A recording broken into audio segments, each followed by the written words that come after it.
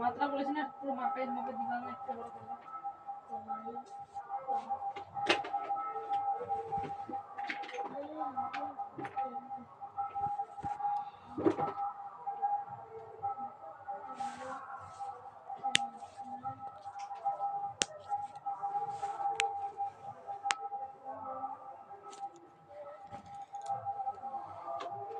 লয় প ছিল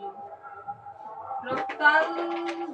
ওয়েট লয় প তুমি পয়লাও যদি দাও তাও ভুল হবে তো ভেঙে ভেঙে পড়ো র কয়টা এখন রক্তা ঠিক আছে হলো রক্তাল